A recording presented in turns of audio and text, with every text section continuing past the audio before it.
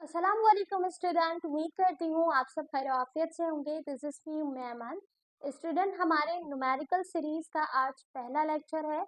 इंशाल्लाह आज की इस वीडियो में हम डिस्कस करेंगे अपने चैप्टर नंबर 1 के कुछ इम्पोर्टेंट न्यूमेरिकल्स को। ठीक है, तो आपके गेस्ट पेपर के अकॉर्डिंग 3 सवाल दिए गए हैं और यही सवाल है, इसी तरीके से क्वेश्चन पूछे जाते हैं, जस्ट वैल्यू चेंज होगी। ठीक है, तो मैंने डिफरेंट गेस्ट पेपर से कंपेयर किया है, जस्ट वैल्यू चेंज है, बाकी क्वेश्चन इसी तरीके का है और एग्जाम में भी अगर क्वेश्चन आएगा तो वो इसी तरीके से आएगा। ठीक है, तो हम पहले अच्छे से क्वेश्चन को समझते हैं, फिर हम सीखते हैं कि उसको सॉल्व किस तरह किया जाएगा। ठीक है, इस क्वेश्चन से रिलेटेड अगर कोई सवाल हो तो आप कमेंट पे ज़रूर पूछिएगा, मैं उसका जवाब देने की कोशिश ज़रूर करूँगी। सही। अच्छा, अब हमारा जो सवाल है स्टूडेंट, जैसा कि आपको पता है कि हमारा जो चैप्टर नंबर 1 है वो इक्विलिब्रियम के ऊपर है, तो जो उसके न्यूमेरिकल है वो इसी तरीके से है।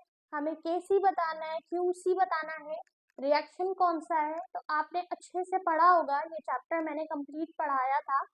नाउ स्टूडेंट, तो सबसे पहला जो हमारा सवाल है वो केसी से रिलेटेड ही है। ठीक है, सवाल समझते ही लिखा है equilibrium occur when nitrogen monoxide gas. अच्छा, सवाल मैंने लिख भी दिया है, तस्वीर भी मैं अटैच कर दूंगी। सही है, गैस पेपर से आप लोग भी एक दफा सवाल को मिला लीजिएगा। सही। नाउ सवाल में लिखा है कि इक्विलिब्रियम अकर हुआ है कब, जब नाइट्रोजन मोनोऑक्साइड गैस रिएक्ट हुई है किसके साथ, विद ऑक्सीजन के साथ। तो यहाँ पर आपको एक रिएक्शन भी दिया गया है। रिएक्शन में बताया गया है कि नाइट्रोजन मोनोऑक्साइड रिएक्ट हो रहा है ऑक्सीजन के साथ।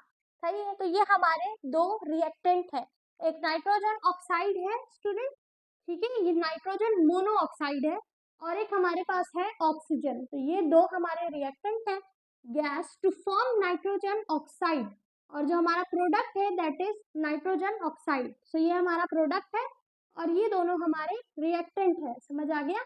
तो हमारे पास दो रिएक्टेंट है, लिखा हुआ सवाल में कि ये नाइट्रोजन मोनोऑक्साइड और ऑक्सीजन गैस आपस में रिएक्ट कर रहे हैं और बना रहे हैं नाइट्रोजन डाइऑक्साइड को। सही।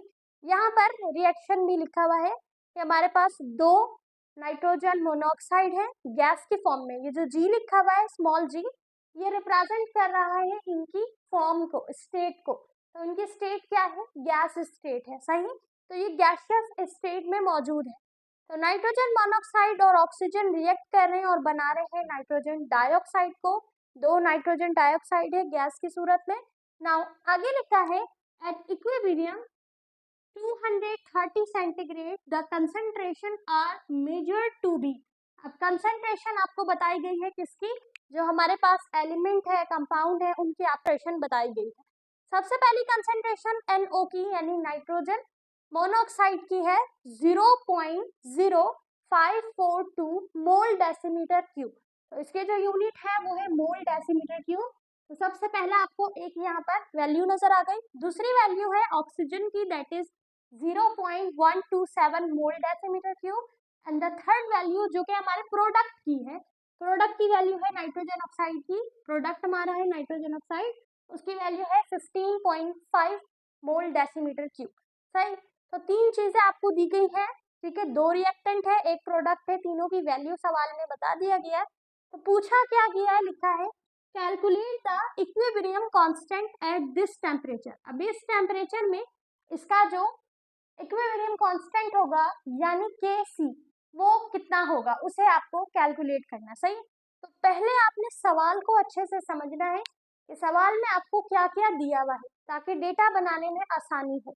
डेटा बनाने के भी नंबर मिलते हैं। सही, तो आप डेटा बना सकोगे कब, जब आपको सवाल सही से समझ आया हो। राइट, तो सवाल में हमने सही से समझा कि सवाल में क्या क्या दिया गया। आपको दो रिएक्टेंट दिए गए हैं, एक नाइट्रोजन मोनोऑक्साइड, एक आपको ऑक्सीजन दिया गया। ये दोनों आपस में रिएक्ट कर रहे हैं और एक प्रोडक्ट बन रहा है एज अ रिजल्टेंट।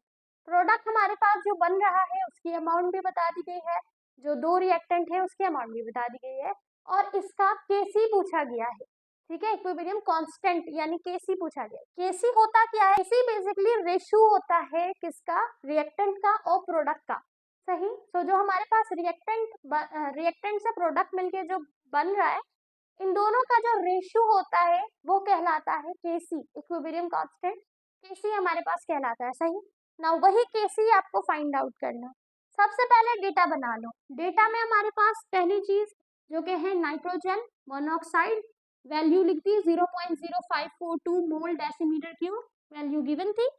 उसके बाद ऑक्सीजन गिवन है स्टूडेंट्स की वैल्यू है 0.127 मोल डेसीमीटर क्यूब। यूनिट साथ साथ लिखिएगा, यूनिट लिखना मत भूलिएगा, यूनिट जरूर लिखिएगा। मोल डेसीमीटर क्यूब चाहो तो इस तरीके से लिख लो, मोल डेसीमीटर क्यूब, चाहो तो इस तरह डॉट डिवाइड को रिप्रेजेंट कर रहा है, सही। अच्छा, उसके अलावा जो प्रोडक्ट है हमारे पास नाइट्रोजन डाइऑक्साइड, उसकी वैल्यू है 15.5 मोल डेसीमीटर क्यूब, सही है। फाइंड क्या करना है, टू फाइंड की हेडिंग लगा के केसी, केसी हमें निकालना है, सही है। अब केसी निकालने के लिए 3 स्टेप फॉलो करेंगे। सबसे पहला स्टेप केसी की एक्सप्रेशन को लिखेंगे। ये हमारे पास है केसी की एक्सप्रेशन, सही है।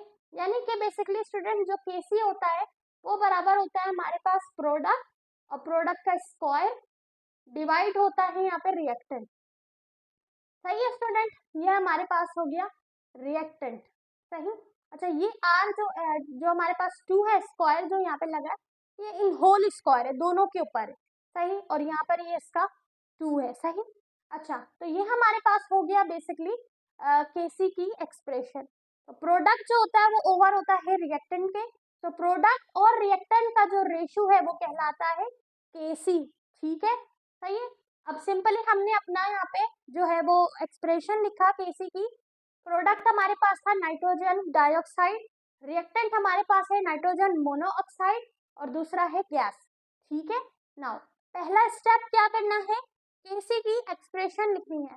दूसरा स्टेप क्या करना है, वैल्यू पुट करनी है, ठीक है। केसी की जो एक्सप्रेशन लिखा है बस उस पर आपने वैल्यू पुट करनी है। NO2 जो है यानी नाइट्रोजन डाइऑक्साइड, उसकी वैल्यू ये रही, पुट कर लो, सही, सॉरी ये रही, ठीक है, प्रोडक्ट है ना, ये रही वैल्यू ना। उसके अलावा NO की वैल्यू हमारे पास ये रही, हमने पुट कर दी, सही है। इसके अलावा हमारे पास ये रही वैल्यू ऑक्सीजन की, पुट कर दी, सही।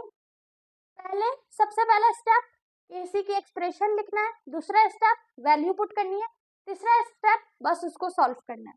अब इसमें सॉल्व करना क्या है, सबसे पहले यहाँ पे स्क्वायर लगाए, स्क्वायर को निकाल लो, कैलकुलेटर में वैल्यू लिखी, स्क्वायर लगाया, स्क्वायर निकाल लिया, तो 15.5 का जो स्क्वायर आया दैट इज 240.25, सही।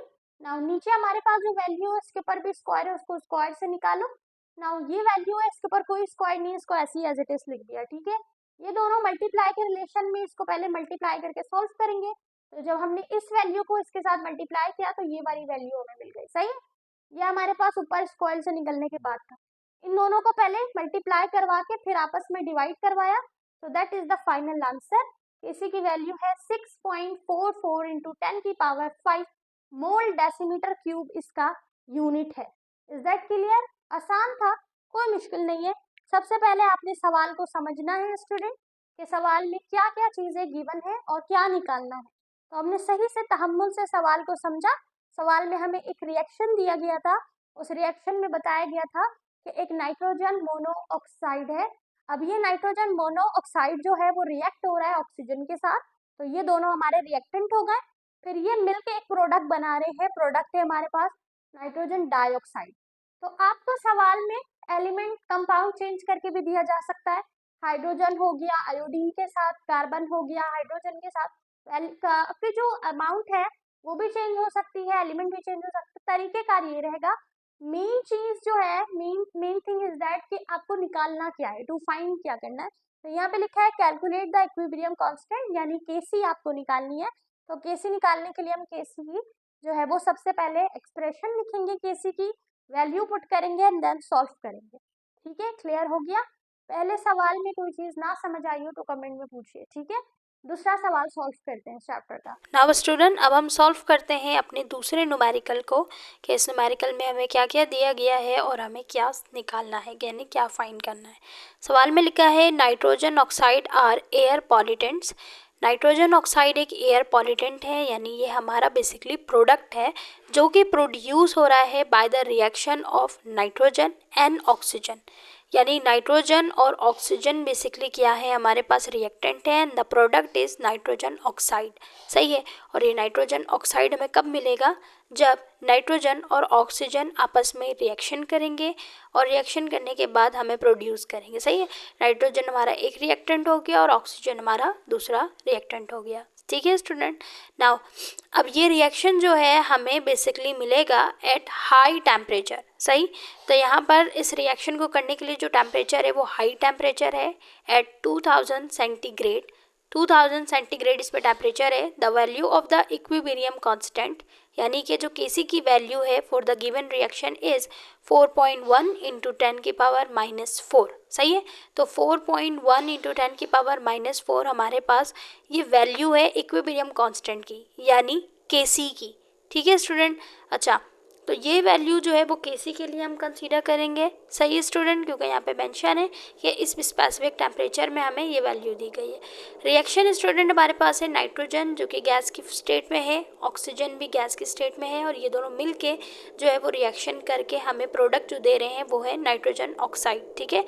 नाइट्रोजन ऑक्साइड भी स्टूडेंट यहाँ पे गैस की स्टेट में है। सही है। और ये एक बेसिकली रिवर्सिबल रिएक्शन हो रहा है। ठीक है स्टूडेंट। यहाँ पे रिवर्सिबल रिएक्शन यानी रिएक्टेंट से प्रोडक्ट बनाया जा सकता है, प्रोडक्ट से दोबारा रिएक्टेंट की शक्ल में हम आ सकते हैं। ठीक है। तो यहाँ पर एक रिएक्शन हो रहा है। Kc की वैल्यू आपको पहली बता दी गई है, दैट इज 4.1 इंटू 10⁻⁻⁴। सही है स्टूडेंट। नाउ आगे find the concentration of NO, यानी हमें बेसिकली कंसंट्रेशन बतानी है किसकी, नाइट्रोजन ऑक्साइड की, जो कि हमारा प्रोडक्ट है। ठीक है। Is an equilibrium mixture. अब ये बेसिकली जो हमारे पास नाइट्रोजन ऑक्साइड है, इक्विलिब्रियम मिक्सचर जो है एट 1 atm प्रेशर। तो यहाँ पर आपको प्रेशर भी दिया गया है और हमारे पास 2000 सेंटीग्रेड टेम्परेचर भी है एयर में। जो मेन चीज़ है वो है यहाँ पे नाइट्रोजन की वैल्यू जो कि है 0.036 मोल पर लीटर। तो यहाँ पे नाइट्रोजन की वैल्यू और ऑक्सीजन की वैल्यू है 0.0089 मोल पर लीटर। ठीक है स्टूडेंट। तो आपको Kc की वैल्यू दे दी गई, नाइट्रोजन की वैल्यू दे दी गई और ऑक्सीजन की वैल्यू दे दी गई है। फाइंड क्या करना है हमें, नाइट्रोजन ऑक्साइड को फाइंड करना है, यानी जो हमारा प्रोडक्ट है मेन, उस प्रोडक्ट को आपने फाइंड करना है। ठीक है। तो बेसिकली हमारे पास नाइट्रोजन ऑक्सीजन रिएक्शन करेगा, नाइट्रोजन ऑक्साइड को बनाएगा। सबसे पहले डेटा बना लेते हैं। Kc की वैल्यू हमने लिख दी 4.1 इंटू 10⁻⁻⁴। नाइट्रोजन की वैल्यू लिख दी जो कि है 0.036 मोल पर लीटर। यूनिट साथ साथ लिखनी है आपको। सही है। Kc की कोई यूनिट नहीं है, नाइट्रोजन की यूनिट लिख दी, ऑक्सीजन की वैल्यू है 0.089। फाइंड क्या करना है हमें, नाइट्रोजन ऑक्साइड को फाइंड करना है। ठीक है स्टूडेंट। नाइट्रोजन ऑक्साइड को हम निकालेंगे। अच्छा, नाइट्रोजन ऑक्साइड यहाँ पे कोई स्क्वायर नहीं लिखा हुआ है। अगर आप गौर से देखो तो नाइट्रोजन ऑक्साइड है और हमारे पास एक वैल्यू होती है नाइट्रोजन एक्स, इस ऑक्साइड के ऊपर स्क्वायर। ठीक है। तो आपसे क्वेश्चन में नाइट्रोजन ऑक्साइड पूछा गया है, नाइट्रोजन ऑक्साइड का स्क्वायर नहीं पूछा गया। तो इन दोनों में फ़र्क है। अक्सर स्टूडेंट ये मिस्टेक करते हैं कि वो नाइट्रोजन ऑक्साइड जो है ना उसका स्क्वायर का आंसर निकाल देते हैं, नाइट्रोजन ऑक्साइड को नहीं निकालते। सॉल्यूशन करते हैं। सबसे पहले हमने Kc की एक्सप्रेशन लिख दी, यानी प्रोडक्ट किसके ऊपर, रिएक्टेंट के ओवर। सही है। तो दोनों रिएक्टेंट है, नाइट्रोजन और ऑक्सीजन आपस में मल्टीप्लाई हो रहे हैं और ऊपर हमारे पास नॉमिनेटर में क्या है, इसका प्रोडक्ट है। अब देखो जो हमारे पास जो Kc की एक्सप्रेशन है ना स्टूडेंट, वहाँ पर स्क्वायर लगेगा प्रोडक्ट के ऊपर, तो एक्सप्रेशन के अकॉर्डिंग हमने स्क्वायर लगाया है। सही है। लेकिन सवाल में जो हमसे पूछा गया है वो सिर्फ नाइट्रोजन ऑक्साइड पूछा गया है, स्क्वायर का जिक्र नहीं है सवाल में। सही है। हम लगाएंगे क्यों स्क्वायर, क्योंकि एक्सप्रेशन में है तो फिर लगाना पड़ेगा। सही है। अब हम जस्ट क्या करेंगे, एक्सप्रेशन में जो हमने लगाई है उसी की में वैल्यू को जस्ट पुट करेंगे। अब Kc की वैल्यू सवाल में गिवन थी तो हमने Kc की जगह उसकी वैल्यू को पुट कर दिया जो कि है 4.1 इंटू 10⁻⁻⁴। सही है स्टूडेंट। नाउ प्रोडक्ट की वैल्यू हमें नहीं पता तो हम जस्ट प्रोडक्ट की जगह पे उसकी वही लिख देंगे जो हमें निकालना है, प्रोडक्ट का नाम लिख देंगे, वैल्यू हमें नहीं मालूम। सही है। तो जिसकी वैल्यू हमें मालूम है जस्ट हम उसकी वैल्यू को पुट करेंगे। पिछले न्यूमेरिकल में हमें Kc जो था ना वो नहीं मालूम था, हमने Kc रहने दिया था। यहाँ पर Kc मालूम है तो हमने वैल्यू पुट कर दी। प्रोडक्ट की हमें वैल्यू नहीं पता, हमने ऐसे छोड़ दिया। नाउ रिएक्टेंट की जगह हम रिएक्टेंट की वैल्यू को पुट कर देंगे। सही है। हमने यहाँ पे अपने नाइट्रोजन की जगह नाइट्रोजन की वैल्यू, ऑक्सीजन की जगह ऑक्सीजन की वैल्यू, तो सिंपल एक्सप्रेशन लिखा, और एक्सप्रेशन लिखने के बाद हमने जो जो वैल्यू दी गई थी उसको जस्ट पुट किया है। ठीक है, नाउ सबसे पहले आप डिनोमिनेटर को सॉल्व कर लो। सही है, तो मैंने याद रखने के लिए यहाँ पे लिख भी दिया है सॉल्व द डिनोमिनेटर।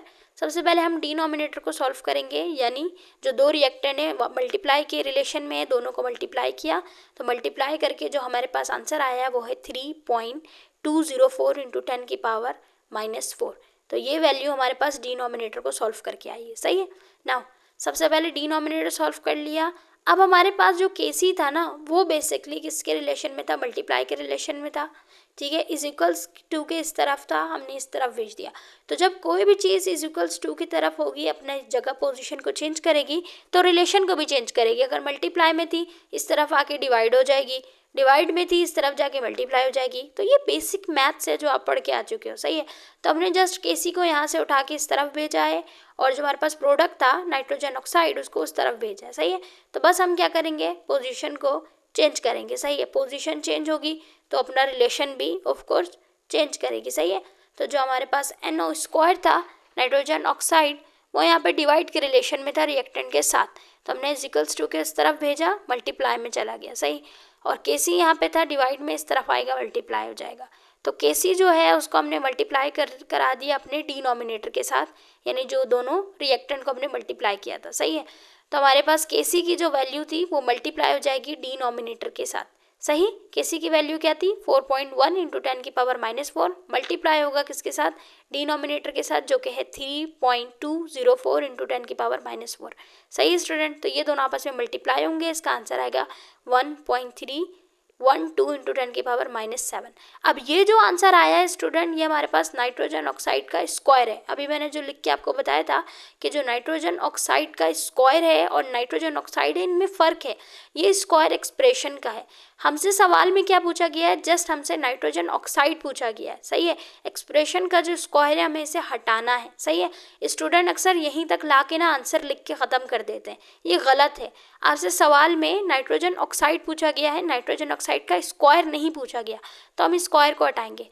स्क्वायर को हटाने के लिए हम स्क्वायर रूट लेंगे, take square root on both side, क्योंकि आपको पता है मैथ्स का बेसिक रूल है कि जब हम कोई भी चीज़ इज इक्वल्स टू के एक तरफ लेते हैं तो हमें दूसरी तरफ भी लेनी होती है। तो स्क्वायर रूट हमने एक तरफ लिया है तो हम दोनों तरफ लेंगे। सही है, तो हमने क्या किया, सिंपल स्क्वायर रूट लगाया है दोनों साइड पे। सही है, स्क्वायर रूट आ गया नाइट्रोजन ऑक्साइड के ऊपर और स्क्वायर रूट हमारे पास जो वैल्यू निकली थी उसके ऊपर आ गया। सही, तो सिंपली आपको पता है कि रूट से जो स्क्वायर है उससे रूट कैंसिल होता है।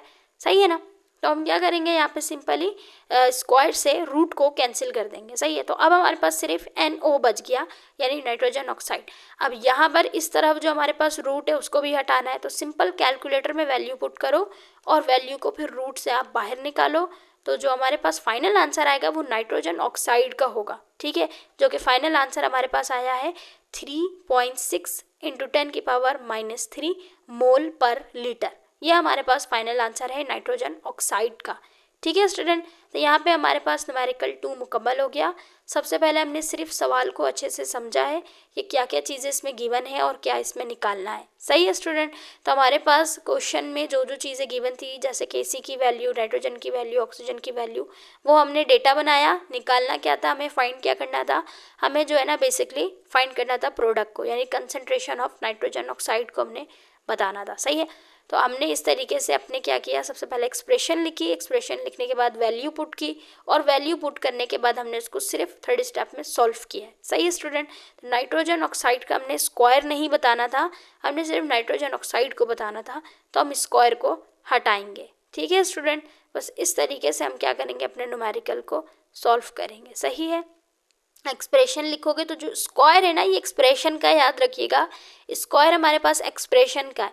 सही है, वैल्यू में हमसे जो सवाल में पूछी गई है वो हमारे पास नाइट्रोजन ऑक्साइड पूछी गई है, तो हम क्या करेंगे, नाइट्रोजन ऑक्साइड को निकालने के लिए रूट हटाएंगे।